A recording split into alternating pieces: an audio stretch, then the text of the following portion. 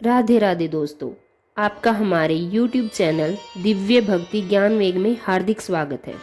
आज हम जानेंगे दशा माता व्रत की कथा। दशा माता व्रत मुख्य रूप से घर की स्थिति यानी दशा सुधारने, परिवार की रक्षा, सुख समृद्धि और संकट दूर करने के लिए किया जाता है।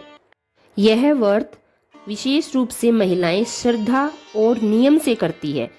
माना जाता है कि जो भी श्रद्धा से दशा माता की पूजा करता है उसके जीवन की खराब दशा भी अच्छी हो जाती है। अब हम दशा माता की कथा आरंभ करते हैं। प्राचीन समय की बात है। एक नगर में एक साहूकार व्यापारी और उसकी पत्नी रहते थे। उनके पास धन दौलत, घर बार और सब सुख थे, लेकिन वे बहुत घमंडी हो गए थे। उन्हें भगवान और देवी देवताओं की पूजा में कोई विश्वास नहीं था। उसी नगर में एक गरीब ब्राह्मण और उसकी पत्नी रहते थे। वे बहुत श्रद्धा से दशा माता का व्रत और पूजा करते थे। हर वर्ष वे नियम से व्रत रखते, कथा सुनते और जरूरतमंदों को भोजन कराते थे। एक दिन ब्राह्मण की पत्नी साहूकार की पत्नी से मिलने गई। उसने देखा कि साहूकार के घर में ऐश्वर्य है, लेकिन वहाँ पूजा पाठ का कोई ध्यान नहीं है। ब्राह्मण की पत्नी ने दशा माता के व्रत के बारे में बताया और कहा, बहन, यदि तुम श्रद्धा से दशा माता का व्रत करोगी तो तुम्हारे घर में हमेशा सुख समृद्धि बनी रहेगी।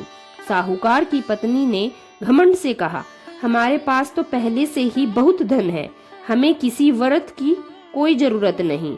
कुछ समय बाद साहूकार के जीवन में अचानक कठिनाइयां आने लगी, जैसे व्यापार में घाटा होने लगा, धन कम होने लगा, घर में कलह बढ़ गया।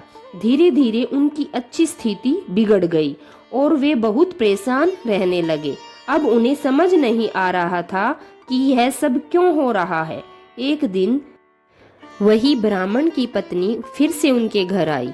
उसने देखा कि साहूकार का परिवार बहुत दुखी है। तब उसने कहा, यह सब इसलिए हो रहा है क्योंकि आपने दशा माता का अपमान किया था।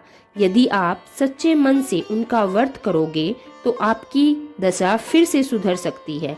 तब साहूकार और उसकी पत्नी को अपनी गलती का एहसास हुआ। उन्होंने सच्चे मन से क्षमा मांगी और नियम से दशा माता का व्रत करना शुरू किया। उन्होंने घर साफ किया, माता की पूजा की, दीपक जलाया, कथा सुनी और गरीबों को भोजन कराया। धीरे धीरे उनकी स्थिति सुधरने लगी। व्यापार फिर से अच्छा चलने लगा और घर में सुख शांति लौट आई।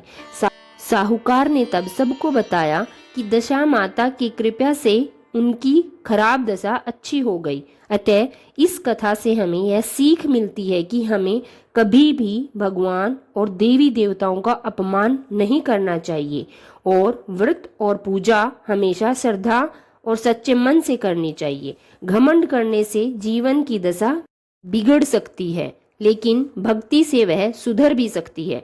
जो भी व्यक्ति दशा माता का व्रत और कथा श्रद्धा के साथ करता है, उसके घर में सुख, शांति और समृद्धि बनी रहती है। धन्यवाद।